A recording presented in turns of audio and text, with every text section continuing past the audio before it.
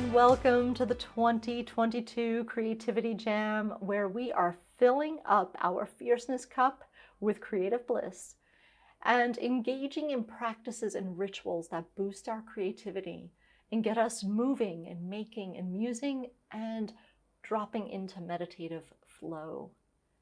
I'm Jen Balco, founder of Always On My Way and the creator and host of the Fierce Awakened Woman Global Online Conference.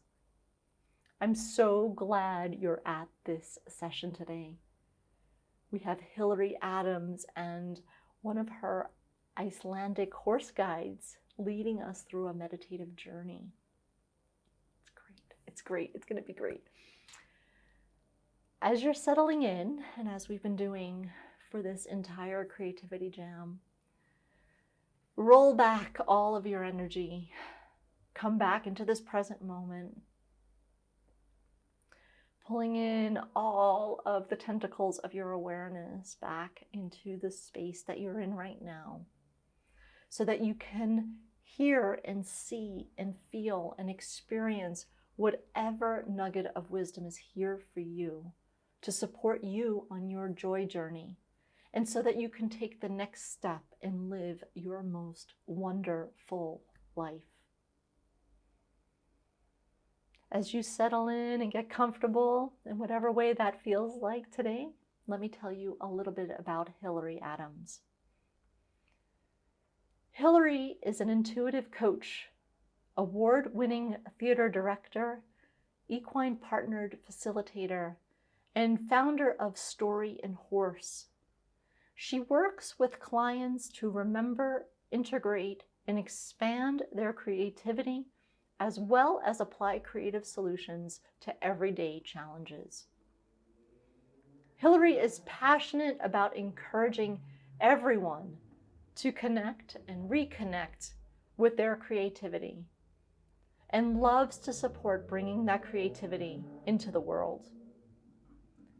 Hilary founded Story and Horse to celebrate the intersection of our embodied life story with our creative and wild spirit, which is symbolized by the horse.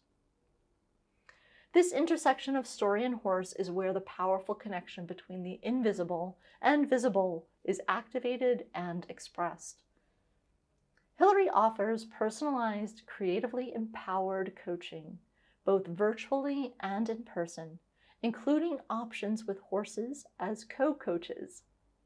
They Zoom too. When not horsing around, you can find Hilary hosting the Story and Horse podcast, where creative people share stories and inspirations from their lives. You'll find her at storyandhorse.com and on Facebook and Instagram at Story and Horse. Today we're going on a meditative journey with one of her horse guides, and the idea behind this session today is to find ways to reclaim our deep and powerful and untamed feminine wisdom. So get comfortable and let's welcome Hilary into the 2022 Creativity Jam. Hello, welcome to Feather, Rock, and Stick, a meditative journey with an Icelandic horse guide. I'm Hilary Adams, an intuitive coach, a theater director, equine-partnered facilitator, and the founder of Story and Horse. Thank you for joining me and the horses here in Colorado. We are delighted to be a part of the Fierce Awakened Woman 2022 Creativity Jam. We'd like to give a big thank you first to Ellen of Leg Up Learning Solutions. The horses you will see here are her horses. They are fuzzy freelancers for me. And we are also filming here on Ellen's property. So huge thank you, Ellen, and to her business, Leg Up Learning Solutions. Today, I'm going to tell you a little bit about me and my work, introduce you to the horses, and then we will go on our meditative journey together. All you need are a willingness to jump in and activate your imagination, a space in which you can safely enjoy the meditative journey, and if you'd like, a piece of paper and something to write with in case inspiration arrives. Inspiration can be quite fluid and moving, like air or water, and it helps sometimes to jot things down when you have one of those delicious aha moments. Since we're working virtually, no one will have allergy issues with the horses, which is great. If you're horse phobic, welcome. Good for you for giving us a go. Please take care of yourself and feel free to imagine the horses at a distance that feels right for you. They'll give you love from afar without any trouble. Also, safety wise, please don't try this at home unless you have horses that are your own and you're very familiar and comfortable with. And even then, take care. So, a bit about me and what I do. I am passionate about supporting and encouraging people to connect with, activate, and expand creativity across all aspects of life. My clients work with me one-to-one virtually and in person, both with horses and without. When I'm with horses as co-coaches, we can be virtual as well as together in person. They work just fine virtually, the horses. And similar to today, that's great for long distance allergies and any horse phobias. My business, Story and Horse, was named for the intersection of two things I love, stories and horses. And it also symbolizes the important and powerful intersection of the embodied life story and the larger connected to everything spirit, symbolized by the horse. So story and horse. We live at the intersection of our story and our spirit. Today's meditative journey with an Icelandic horse guide is a story and horse adventure, existing at that powerfully creative, activated through imagination, place of potential and play. Our horse guide today, your horse guide, will be Tilruin. Tilruin is a fierce awakened woman for sure. Her name is spelled Tilraun. Tilraun, and it's pronounced Tilruin, Til for short. Tilruin means experiment in Icelandic. Tilruin is a sophisticated, mature, and patient mare who also has a fun side to her. She's perfect for guiding you today on your meditative journey. Til was born in Iceland in 2009. Ellen, whom I mentioned earlier, is her human. Ellen fell in love with her while visiting Iceland. Tilruin was for sale, and Ellen understandably could not resist this special mare. After taking a long journey, including a flight that arrived into New York and then a drive to Colorado, she finally arrived and has been with Ellen for several years now as part of the Leg Up Learning Solutions Icelandic Horse Trio. You may also see the other two Icelandics. Kaler, he's all brown. He's a sensitive, sweet, reflective guy. He recently worked as a coach with Tilruin as part of a virtual live meditation journey with me. And he was so relaxed at the end that he fell sound asleep. We got him into such a meditative zone. He just relaxed deeply. It was super cute. And Snugger is the other wonderful Icelandic. He's the Bay Pinto, so he has white on him. Snugger is outgoing, highly inquisitive, a bit mischievous in a good way, and a real all-around great guy. So our guide is the mare, Tilruin, and the boys are Kaler and Snugger. Icelandic horses are, as a breed, known for their friendly, personable character. These three here with us are super friendly, curious. They're non-spooky, so nothing really phases them. And they seem to love doing the coaching work. They really, really enjoy partnering with people. Icelandic horses have been around for about 1,000 years. When they leave Iceland, they cannot return. So Til is here with us for good. We are very lucky. So you see that they're also shorter, like a pony, but they're always called horses. They are strong. They're able to navigate difficult terrain, and I find them smart and adaptable. They also have many colors. There are 40 or so colors and over 100 combinations. Icelandics are gaited horses, so they have 4 or 5 gaits. Normally, horses walk, trot, and gallop. People often say cantering is characterized as sort of being a slower gallop, although as a horse person, you might think of that a little bit differently. In any case, you have walk, trot, and a faster speed normally. Icelandics add a tolt. So they have walk, trot, and tolt, T-O-L-T, with 2 dots above the O. The tolt is a 4-beat lateral gait without suspension. For non-horse people, it's very smooth. Normally, when you see a trot, there's kind of this moment that's up, a little bit up, and you see people doing something called posting in an English saddle, which is them working with that moment of suspension. Well, tolt, there's always a hoof on the ground at all times, and it's kind of like gliding. And tolts can actually go very fast, up to about 20 miles an hour, which you don't normally want to do at a trot, as that would often be very uncomfortable.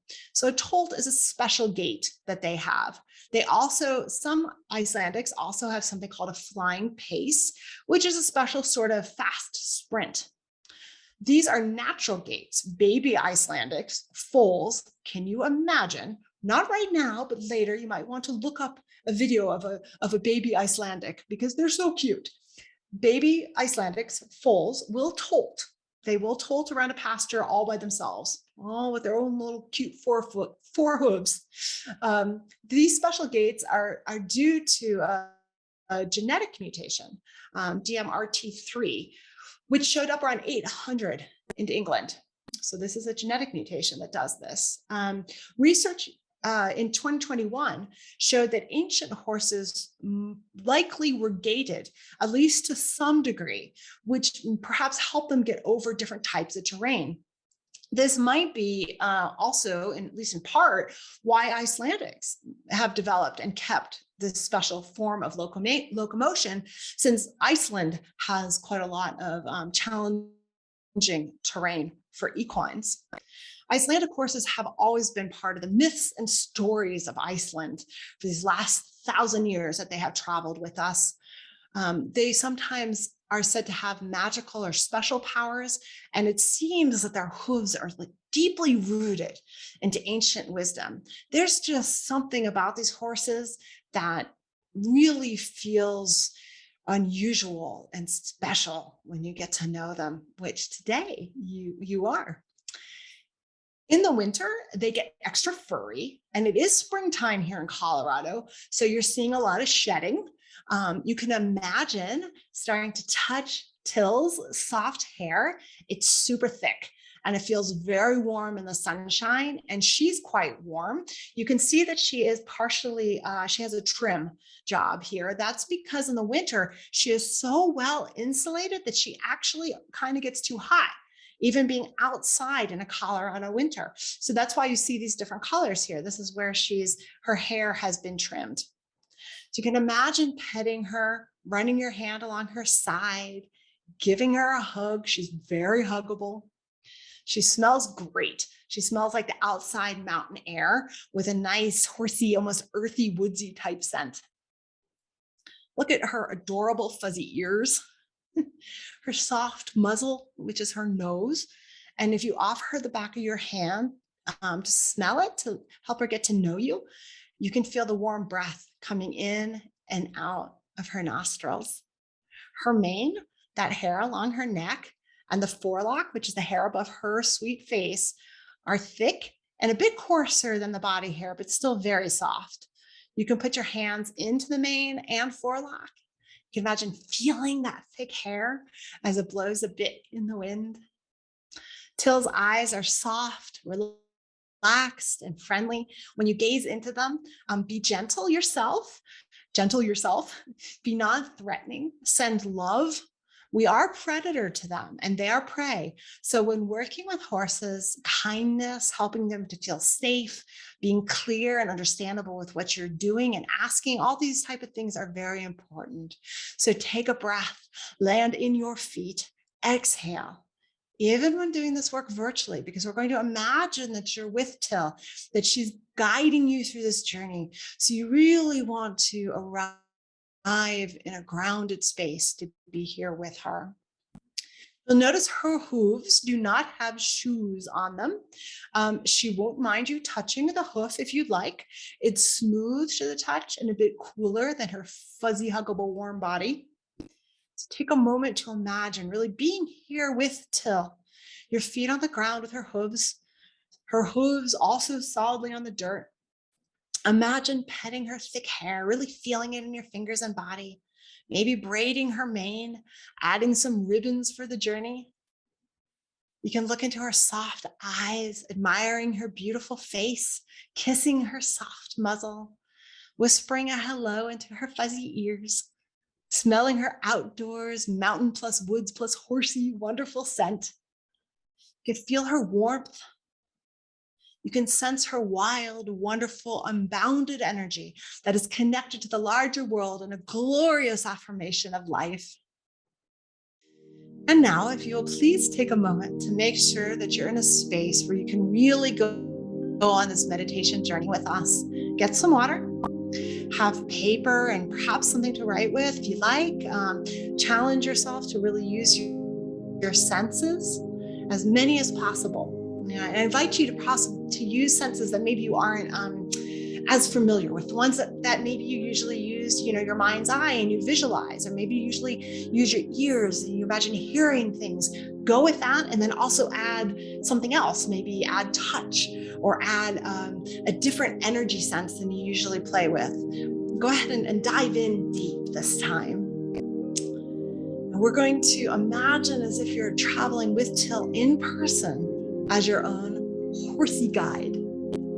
And science is showing us that when we go deep into activated imagination, we get all the benefits as if it was real. So go for it and give yourself this gift of time to both enjoy getting to know an Icelandic horse if you don't already know them, and to go on a journey from which you may gather some inspiration, and to really take the time to settle here as we get ready to go together. And breathe in, and then exhale. Do it on your own time, your own speed if you can. If your nose is stopped up or anything, you can use your mouth, it doesn't matter. If breathing is a trigger thing for you, then don't focus on breath. Focus on something else like your hands or something that's kind of a neutral part of your body that doesn't have a trigger. That's one of those tricks. A lot of times with meditation, we talk about breathing, and sometimes breathing is tough. So if breathing is a thing that isn't great for you, just focus on something that'll help you start getting into your body. You want to start getting into your body, to drop into yourself, into the place where you are. And if you can breathe, you want to focus on your exhale. If you can breathe, hopefully we all can breathe, but if you can breathe without triggering, focus on your exhale. You want to focus on your exhale, because exhaling resets your nervous system. But again, if that isn't great, just focus on something else, your hands, maybe your feet. And as you arrive here with us, I want you to imagine being in Colorado on this beautiful high mountain with Tilruin, with this gorgeous Icelandic mare, this fierce, awakened woman.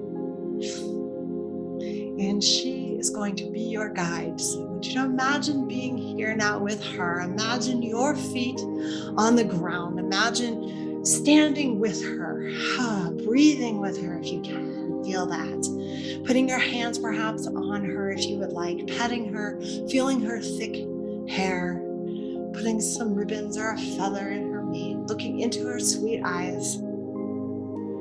And then as you and Till start to get to know each other, introduce yourself to her, say hello, say, hey, I'm so lucky, I'm so glad, I'm so grateful that you're good to go on this journey with me. And always, always send the horses love. Even when we're doing this virtually, never, ever make them the bad guy. Always, always give them love, good vibes to the horses.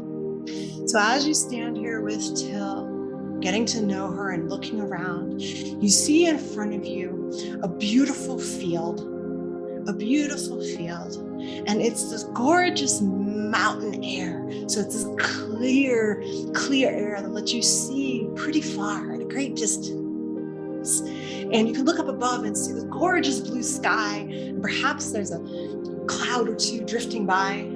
Perhaps there's some bird or birds are circling up ahead. Maybe they're calling out if you hear that. Maybe you hear in the distance some wind. Perhaps there's a little wind blowing through. Take a moment to really feel the earth underneath you, to arrive in this gorgeous mountain moment with your horse guide, Till.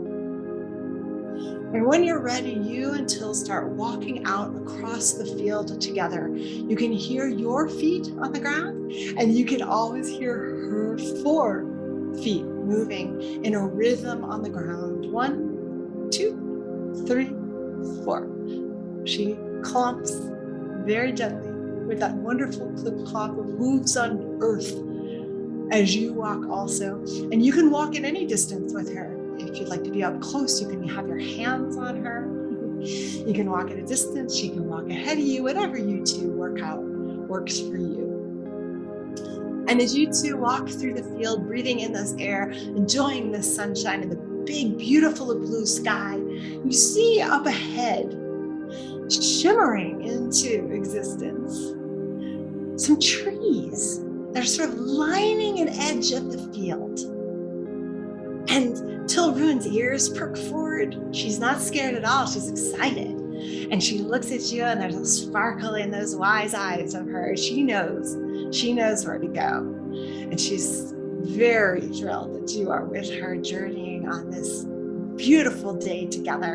And you start walking toward those trees. And as you walk towards the trees, you look at the trees, and maybe they have a sound.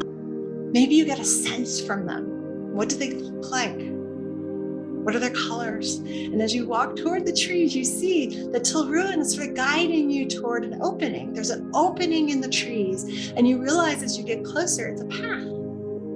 And as you get closer, you see this really inviting path that is leading into the trees. Now, these trees are friendly, they're welcoming. They might be evergreens, they might be some other type of tree. They're your trees, you and Till. And as you walk onto the path in between these trees, you might want to look back and see the beautiful blue sky and warm field that will be waiting for you two to return to. And as you turn forward into the path, it might be a little bit darker, just a little bit. There's still a lot of light filtering through. It's inviting, it's warm still in there. And as you walk down the path, hearing any sounds that are there, you see up ahead of you a clearing in the woods. And you and Till walk onto the clearing, into the clearing, and you look around. There might be some rocks, there might be some grasses. Till might put her head down and grab a snack. It's always good to grab a snack when you can. She might grab some grass. It's very tasty. And look up at the beautiful sky. What do you see above you? And as you look around and you feel this great sense of connection, this great sense of belonging, of being where you're supposed to be at this time with this horse, and you can see her nostrils. She's smelling. She's blowing in and out, smelling a little bit. And as you look up and around, you see drifting towards you from above a feather. I don't know where this feather came from, but it's arriving. And your feather is heading towards you. And it's gently coming down, drifting. And as it drifts towards you, you look at the feather and you see its colors. Perhaps it has a sound. And as it comes towards you, you cup your hands so it can arrive and land gently into your hands. And as it arrives, it has a really pleasant vibration to it.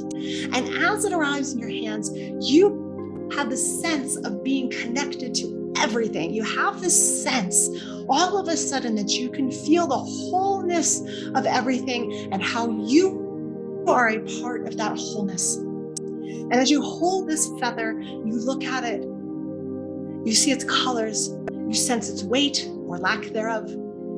Does it feel like a normal feather or is it something different? Perhaps it feels like a normal feather. Perhaps it looks like a normal feather, or maybe it's something else entirely. It's your feather. And you can show your feather and describe it to Till. Let her smell it and snuffle it. And And as the two of you enjoy your feather, it starts to speak to you. It starts to speak to you in an ancient language. It might be words, it might be sounds, it might be images, it might be texture or energy, something else entirely. And it starts to tell you about how you are a part of everything. It starts to gift to you the knowledge in whatever way works for you and your feather of how you are connected with everything. And if you need any translation help of ancient language, Hilary knows all of those languages and she can help. Let it gift you the knowledge of how you are a part of all of this mystery, all of this spirit. Whatever it shows you, whatever it says, that is absolutely right for you at this time. If it is silence, that is a language unto itself. Silence is potential. Silence is the beginning of things. So allow the silence and feel into it. There's energy and a kinesthetic knowingness inside of silence. And as you enjoy your feather with Hilary, ask if it has anything else it wishes to gift to you, anything else it wishes to give you, to show you, any other knowledge it wishes to impart. And when you are ready, you're going to release your feather. And this is however works for you and the feather. It might be releasing it into the wind and letting it go unusually upwards for a feather. It might be allowing it to drift. It might be putting it into Hilary's mane and it will disappear when the time is right. However works for you, allow your feather, say thank you, and allow it, release it back into the world. And then when you're ready, you and your horse, Hilary, start walking out toward the edge of the clearing, the opposite direction from where you entered. So you look back, you could see the clearing that you came, the path that you came from into the clearing. And as you move forward, you're going onto the other side of the clearing where there's another path that's leading out through the woods as it continues forward. Hilary is excited. She's moving forward. She knows where she's going. So you can follow Till. You can say thank you to the clearing, thank you to the feather, and off you two go down the path, heading into the woods as you move forward, admiring the trees, sensing the wind, the air, the temperature on your skin, hearing any sounds around you. And as the two of you walk forward, you start to hear something that sounds like water, a very gentle sort of flowing water. And as you move forward, you see ahead of you a small stream, a gentle stream flowing in the woods. Till picks up her pace because this is some tasty water. And she gets to the stream and sticks her schnozzern, her muzzle in, and starts to drink some of that delicious water. And if you would like some, this is clean water, it's clear water. You can dip your hands in and wash your face, drink some water, splash some on you. You and Till can play a little bit in the water if it is right for you to do so, if it feels good to do so. And as you and your horse enjoy the moment in the stream, a rock catches your eye. Some rock, for some reason, strikes your fancy. If it's a big rock, you might be able to put your hand on it and enjoy it. Or you might be able to admire it from a distance. If it's a smaller rock, you might be able to pick it up and hold it. And you're going to tell Hilary all about your rock, about why you picked this rock up. Tell her about the color. Tell her about what it feels like, about its weight. Let her snuffle it. Put some more water on it to change the color again, if you can. If it's far away, you can point it out. tell Till about it from far away. She'll look at it with you. And as you two admire your rock, it starts to speak to you using a rock ancient language that again might be words, it might be images, sounds, a resonance, a music. The rock starts to talk to you about belonging. It starts to talk to you about a space of being where all things are connected. And the rock has information for you about how you belong in this world, about maybe what your purpose is, about what your beingness, your uniqueness, your being here, what that is for the world, how your belongingness fits into things. The rock gives this to you in a language that it knows. Till Ruin is here to help with translation if needed. Allow the rock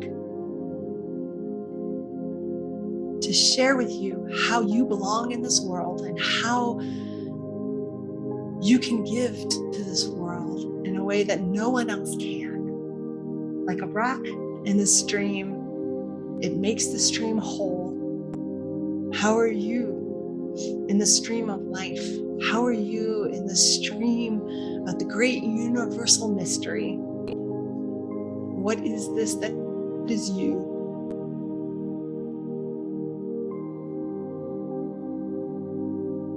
And as the rock finishes gifting to you this knowledge, you can ask Till Ruin if there's anything else that she would like for the rock to share, or that she would like to share with the rock. She speaks these ancient languages. And as your dialogue completes itself with you, horse, and rock, you thank the rock and you release it in a way that works for you and the rock. If it's far away, you can say thank you. If it's up close, you can say thank you and place it back down, or throw it, or toss it, put it someplace different and new. Whatever works for you and this rock. And before you move away from the stream, you might want to get another final drink of this clear water. Splash yourself on it. It's also a great place as you splash and release. You can release anything that needs to be released here. This is a great, perfect stream for you saying, you know what, I don't need anywhere. I don't need this anymore. Drop it into that water. It can transform it into light. It can transform it into motion. It can take it back to its source, back to its place of origination. So let go of anything you don't need. Drink in the new, drink in the clear water. And as you and Till Ruin start to move away from the stream, you can put your hand on Till, feel her thick warmth, that thick warm fur. Give her a hug, say hi, give her a scratch. And as the two, you move away from the stream, the path follows the stream for a little bit. So you follow the stream for just a little bit longer, and then you turn away from the stream and you start walking up a short hill, a little hill in the woods. And if hills are hard for you, Till Ruin can help. She's easy to climb up on if you feel safe doing so. You don't need any special tack or gear or anything. She's got a lot of mane to hang on to. She's very, very comfortable. So you two make it up the hill, the short hill, as works for you. And as you come to the top of this hill, what reveals out in front of you is that you're a little higher than you were, and you're looking out down across a landscape. Whatever that landscape is for you until at this time, it might be mountains, it might be trees, the top of trees, it might be a desert plain, it might be something else entirely. It might be a landscape that doesn't exist in our normal worlds. Whatever that landscape is, you can feel it, you can see it, you can sense it, you can hear it. And as you admire this great landscape, again, you feel a connection to it. You feel a joy.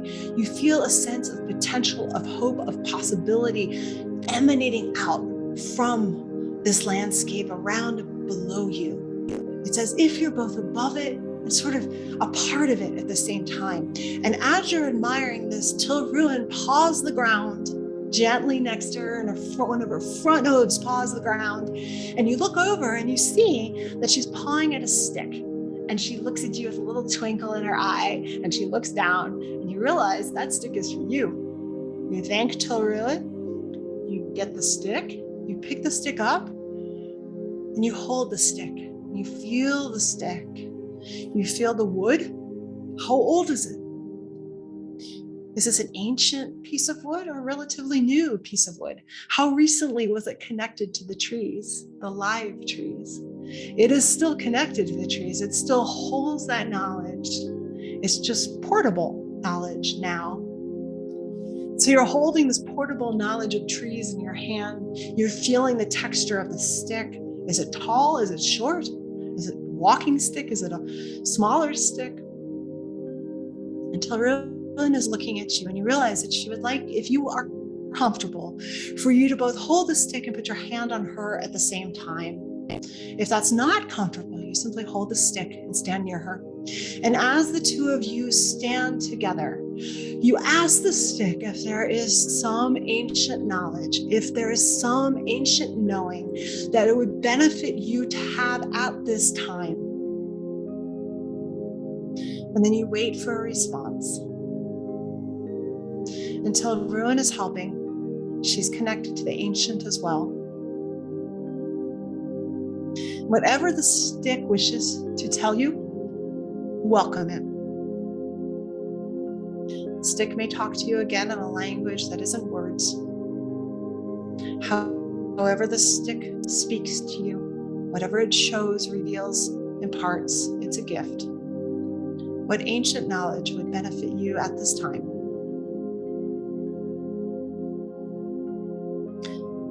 And as you are ready, as you're holding the stick and possibly having your hand on the horse, then you also say to the stick, thank you. Thank you, stick, as a teacher. And you ask Tilruin if there's anything Tilruin like to share with the stick also, to impart back to the world. And you have a three-way dialogue going perhaps between you, horse, and stick about ancient knowledge. And when you are ready, you're going to release the stick as it works for you, Tilruin, and the stick. You might toss it off into the landscape. You might place it gently on the ground. You might return it to where it was found. Or you might hold it and it might dissolve all on its own, or something else entirely. However it works for you and the stick. And then when you are ready, you will thank Tilruin, and you and Tilruin will turn and walk back down the hill from where you came. And you will admire the woods as you walk and enjoy the woods. And then you're going to walk down the path, back by the stream, perhaps getting a drink as you go if you like, retracing your steps, saying thank you to the rock as you go past, and then turning back down the path, being aware of the trees, being aware of the wood sounds as you go, walking back into the clearing where the feather was, saying thank you to the memory of the feather. If Tilruin had a feather in her mane or forelock, it can release now. It'll dissolve. You look at the sky above you and the trees around you. Maybe Tilruin might have another snack of grass. And then you and Tilruin start walking back toward the other side of the clearing, back into the woods, onto the path that'll take you back out into the field. And as you emerge out into the bright Colorado spring sunshine, you might blink a little bit. Tilruin might give a good shake. You might want to give a good shake of your body. And as you walk out into the field, you can look behind if you would like and see the trees disappearing as if into mist, till there's only field and sky and a horse, mountains. And you and Till walk back across the field, enjoying each other's company, enjoying the beautiful day together, hearing your feet on the ground, the footfall, hearing the hoofball of Tilrud. And you return back to where you started. And as you return back, you say thank you to Till. Give her a big hug. Give her a kiss if you'd like. Thank her for being your guide. And as you are ready, you'll start to become aware of where you have been. If your eyes were closed, you start to open them. You wiggle your real fingers, your real toes, you stretch. Return back into your physical world. Take a deep breath in and out if breathing is not a trigger. Sense the landscape around you, your physical world. Stretch into it. Oh, and open your eyes. See the horses on the screen. See if Tilrud maybe looks a little bit different to you now. And if you had anything you'd like to remember, this is an excellent time to start to jot it down. Maybe doodle, however that works for you. And thank you. Thank you so much for going on this story and horse meditative creative journey with Tilrud and I hope it was greatly enjoyable. I hope you got to know Tilrud a little bit and you could imagine being with the Icelandic horse. I hope you'll also think about joining me and the horses either in person. We are near the Denver metropolitan area here in Colorado. We're about an hour away from Denver, or virtually. So we can do some coaching one-on-one or groups with you. You can get to work with them. You can find me at storyandhorse.com. And again, my name is Hilary Adams. And I also have a podcast. It's called the Story and Horse Podcast. So you can check that out. Sign up for my weekly newsletter. You can connect with me at storyandhorse.com. So thank you again from Colorado with Tilrud, Kaler, and Snooger. We thank you so much for joining us. Take care. Stay creative.